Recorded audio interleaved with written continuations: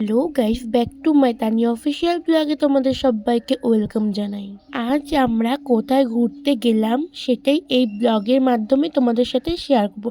তো চলো পুরো ব্লগটা কন্টিনিউ দেখতে থাকো। আগের যে গেটটা দেখলাম ওটা হচ্ছে সামনের গেট, আর আমরা ঢুকেছি পিছন গেট থেকে। এখানে দেখতে পাচ্ছ আমার দুটো দাদু আছে আর এখানে দিদা আছে।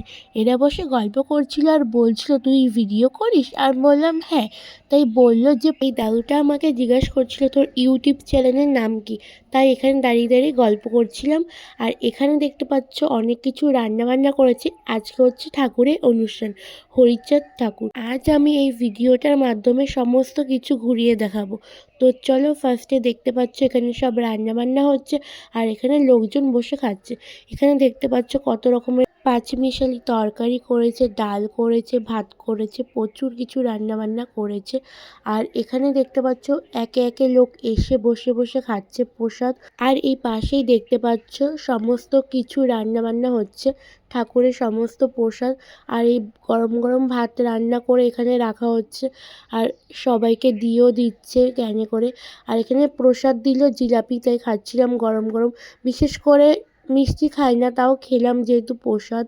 আর এখানে সমস্ত কিছু কাটা বাটা রান্না বান্না সব এখানেই হচ্ছে। আর এই পাশটা হচ্ছে ঠাকুরের অনুষ্ঠানটায় সবাই বসে বসে আর দাঁড়িয়ে ঠাকুরের অনুষ্ঠান দেখছে।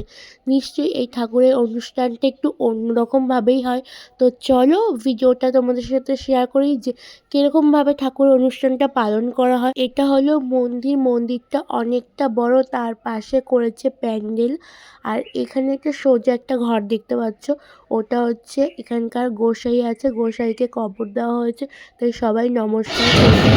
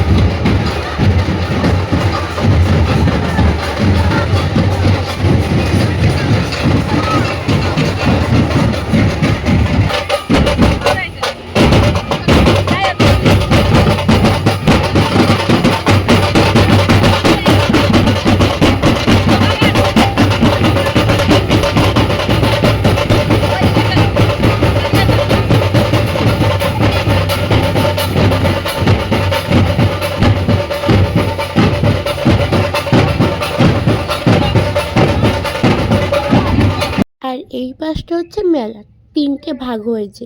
প্রথমে ঠাকুরের অনুষ্ঠান হচ্ছে, দ্বিতীয় খাওয়া দাওয়া হচ্ছে, আর এই পাশটায় মেলা হচ্ছে। তাই একটু মেলা কিছু কেনাকাটি করতে চলে আসলাম। আর এই কানেরটা দেখলাম, তোমরা বলো কমেন্টে কেমন লাগছে। আর এখানেও বলছে ভালো লাগছে না, তাই আর নিয়ে নিয়ে রেখে দিয়েছি। আর তো চলো পুরো মেলাটা এবার ঘোরা যাক। এবার কিছু খাওয়া দাওয়া করবো, তাই ভাবছিলাম যে কি খাবো। যেহেতু ঠান্ডা পড়ে গেছে, গলাটাও ভেঙে গেছে, তাই আইসক্রিম আর খেতে পারবো না, তাই ফুচকা খেতে চলে আসলাম। তো এখানে ফুচকা খাওয়া দাওয়া করলাম, দেন পাপড়ি চাট খাবো। তার জন্য ভাবছি যে খাবো কি না। যেহেতু তেলে ভাজা জিনিস আমি খুবই কম খাই, তো খেয়ে দিয়ে দেন বাড়ি যাবো। ভালো like, comment, share and subscribe.